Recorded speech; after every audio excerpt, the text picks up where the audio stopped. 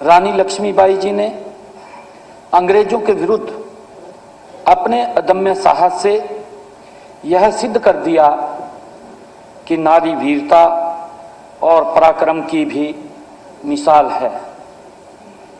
हमारी हरियाणा की बेटी महारानी किशोरी, शिक्षाविद बहन सुभाषिनी जी व अंतरिक्ष यात्री कल्पना चावला ने भी अपनी प्रतिभा से हमें गौरवान्वित किया है। यही नहीं, हमारी बेटियों ने खेलों में पूरी दुनिया में बार बार अपनी उपलब्धियों के झंडे गाड़कर और राष्ट्र की गरिमा और सम्मान को बढ़ाया है। माननीय अध्यक्ष जी, नारी शक्ति सम्मान की इस महान परंपरा के अनुकरण में हमारे देश के यशस्वी प्रधानमंत्री आदरणीय नरेंद्र मोदी जी ने वर्ष 2014 में जनसेवा का दायित्व संभालते ही महिला उत्थान का उन्होंने बीड़ा उठाया। उन्होंने 22 जनवरी 2015 हरियाणा की ऐतिहासिक धरा पानीपत से बेटी बचाओ बेटी पढ़ाओ का नारा दिया। इससे पूरे देश में सामाजिक चेतना का दीप प्रज्वलित हुआ। उसी का परिणाम है कि आज देश में लिंगानुपात में बड़ा सुधार हुआ है। माननीय अध्यक्ष जी, हरियाणा का ही उदाहरण देखिए। उस समय हरियाणा का लिंगानुपात, जब देश के यशस्वी प्रधानमंत्री आदरणीय मोदी जी ने ये हरियाणा को चुना, पानीपत की ऐतिहासिक भूमि पर जिन्होंने कार्यक्रम किया, उस समय लिंगानुपात हरियाणा में 871 था। हमें गर्व है जो लगभग 11 साढ़े 11 वर्षों में सुधर करके 923 हो गया है। माननीय अध्यक्ष जी, देश के यशस्वी प्रधानमंत्री आदरणीय नरेंद्र मोदी जी ने और भी अनेक योजनाएं चलाई हैं। उदाहरण के रूप में सुकन्या समृद्धि योजना, प्रधानमंत्री उज्ज्वला योजना, इसके साथ साथ प्रधानमंत्री जनधन योजना के माध्यम से महिलाओं को आर्थिक रूप से मजबूत किया गया है। मुद्रा योजना, स्टैंड अप इंडिया ने महिलाओं को स्वरोजगार और उद्यमिता की नई राह दिखाई है। माननीय अध्यक्ष जी, रक्षा सेवाओं में महिला अधिकारों को स्थायी कमीशन प्रदान किया गया है। सैनिक स्कूलों में बेटियों के दाखिले को मंजूरी दी गई है। देश के सशस्त्र बलों ने एनडीए में महिलाओं के लिए प्रवेश खोल दिए हैं। ये देश के यशस्वी प्रधानमंत्री आदरणीय मोदी जी की दूरगामी सोच है। माननीय अध्यक्ष जी, माननीय प्रधानमंत्री जी ने जब 2047 तक विकसित भारत बनाने का संकल्प व्यक्त किया तो उन्होंने कहा कि इसके 4 स्तंभ हैं और 4 स्तंभों में महिलाओं को शामिल किया गया है। माननीय अध्यक्ष जी, देश के यशस्वी प्रधानमंत्री आदरणीय नरेंद्र मोदी जी के कुशल मार्गदर्शन में हरियाणा सरकार भी महिलाओं को आर्थिक, सामाजिक और राजनीतिक रूप से मजबूत बनाने के लिए लगातार काम कर रही है। हरियाणा में हम देखते हैं पंचायती राज संस्थाओं में महिलाओं को 50% प्रतिनिधित्व दिया गया है। और माननीय अध्यक्ष जी, लखपति दीदी, ड्रोन दीदी जैसी योजनाओं से महिलाओं को आर्थिक रूप से मजबूत किया गया है। माननीय अध्यक्ष जी, दीनदयाल लाडो लक्ष्मी योजना, इसके माध्यम जैसी पहलों से बहन बेटियों को आर्थिक सुरक्षा भी प्रदान की जा रही है। हर घर हर गृहिणी योजना के तहत गरीब महिलाओं को 500 रुपए में रसोई गैस सिलेंडर, ये हमारी डबल इंजन की सरकार जो कहा था माननीय अध्यक्ष जी उपलब्ध करा रही है। माननीय अध्यक्ष जी, महिला सुरक्षा के लिए हमने प्रदेश में 33 महिला पुलिस थाने खोले गए हैं। इसके अलावा दुर्गा शक्ति ऐप हेल्पलाइन 1091 चलाए जा रहे हैं। माननीय अध्यक्ष जी, देश के यशस्वी प्रधानमंत्री जी ने नारियों के मान सम्मान का जो अभियान पिछले 12 वर्षों से चलाया हुआ है, वह अब नारी शक्ति वंदन अधिनियम तक पहुंच गया है।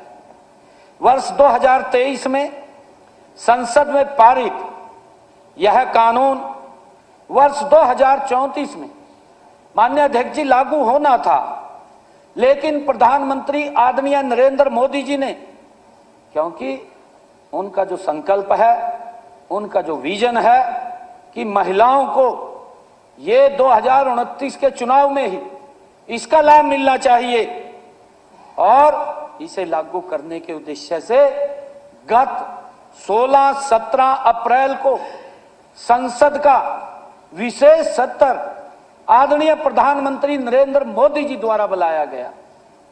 और माननीय अध्यक्ष जी, इस सत्र में नारी शक्ति वंदन अधिनियम में संशोधन का विधेयक लाया गया। माननीय अध्यक्ष जी, यह विधेयक देश की संसद और सभी विधानसभाओं में महिलाओं को 33% आरक्षण देकर उन्हें निर्णय लेने की मुख्य धारा में लाने के लिए ये लाया गया था। यह उस ऐतिहासिक यात्रा का परिणाम है जो पिछले 25-30 वर्षों से चली आ रही है। स्वयं देश के यशस्वी प्रधानमंत्री आदरणीय नरेंद्र मोदी जी ने लोकसभा में अपने संबोधन में भी उन्होंने कहा कि राष्ट्र के जीवन में कुछ ऐसे महत्वपूर्ण पल आते हैं जब समाज की मनोस्थिति और नेतृत्व की क्षमता मिलकर एक नई दिशा तय करती है। गत 17 अप्रैल को वही क्षण हम सब के सामने आए थे। माननीय अध्यक्ष जी, आदरणीय प्रधानमंत्री जी ने इस बात का उन्होंने जिक्र किया कि अच्छा होता यदि संसद में सभी दल एकजुट होकर नारी शक्ति वंदन अधिनियम में संशोधन विधेयक का समर्थन करते, तो विकसित भारत की परिकल्पना एवं नारी शक्ति वंदन के संकल्प की ये शुभ शुरुआत होती।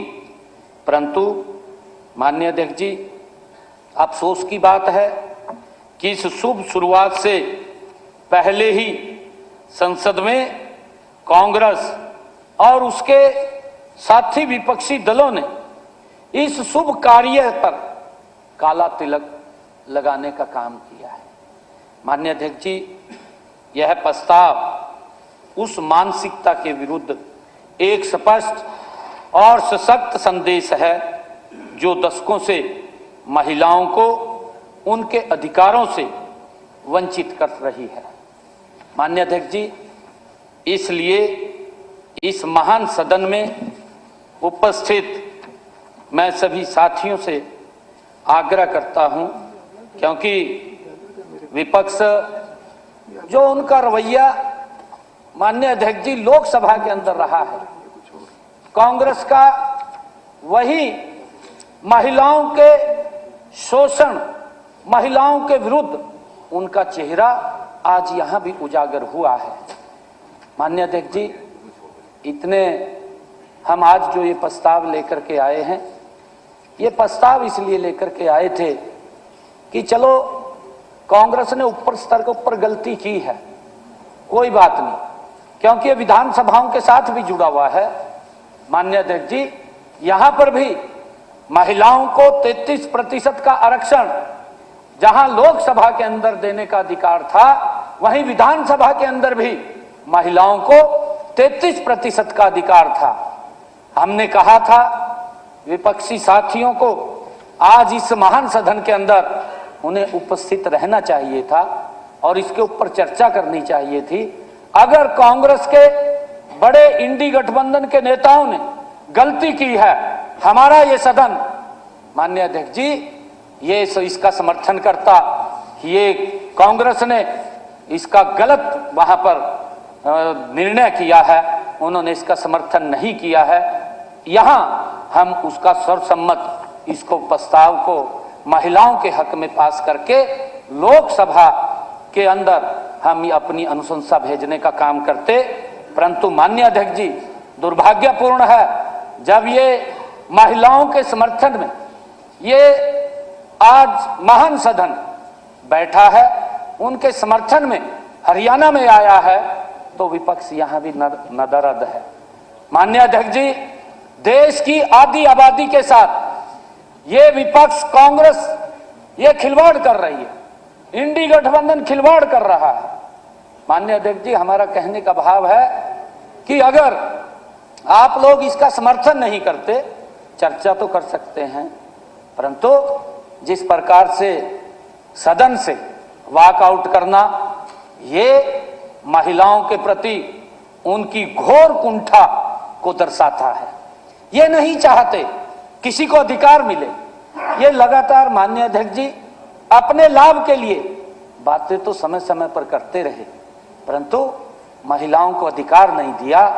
आज हरियाणा विधानसभा के हमारे माननीय सदस्य इस बात के लिए भी एक, क्योंकि इसके ऊपर तो माननीय अध्यक्ष जी हम चर्चा करते, जो ये सरकारी प्रस्ताव में लेकर के आ रहा हूं, नारी शक्ति वंदन अधिनियम, जो लोकसभा के अंदर माननीय अध्यक्ष जी कांग्रेस की ये गलत नीति के कारण महिलाओं को अधिकार नहीं मिल सका, परंतु यहां उनको अवसर था विधानसभा के अंदर इसका समर्थन कर देते, क्योंकि ऊपर के जो कांग्रेस के इंडी गठबंधन के नेता हैं, शायद उनको कुछ ना कुछ इसकी समझ आती कि हरियाणा ने उसका समर्थन किया है, परंतु यहां पर भी हमारे विपक्षी दल उपस्थित नहीं है और वो भी जिस प्रकार का रवैया केंद्र के अंदर इनके बड़े नेताओं का था, वही रवैया यहां पर है।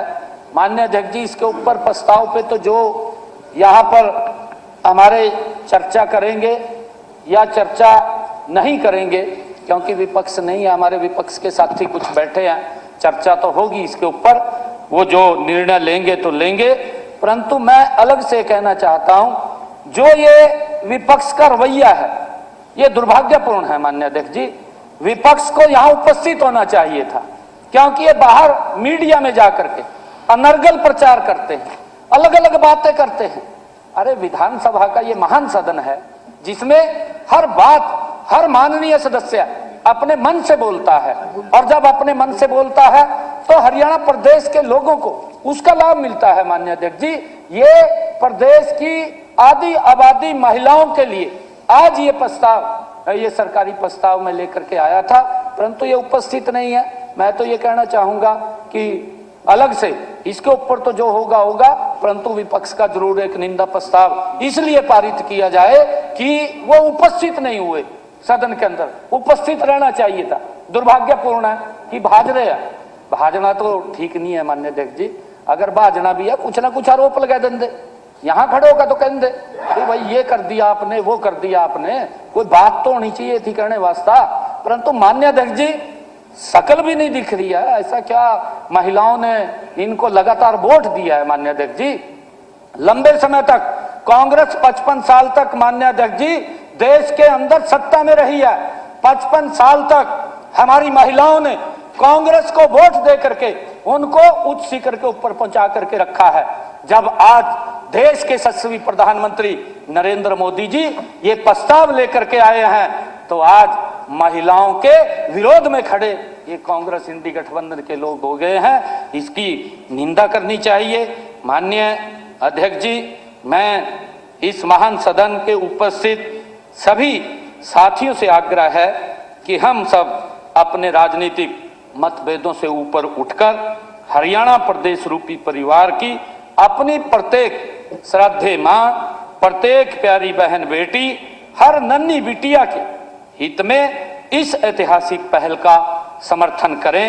यह विषय किसी एक दल का, माननीय अध्यक्ष जी, नहीं है।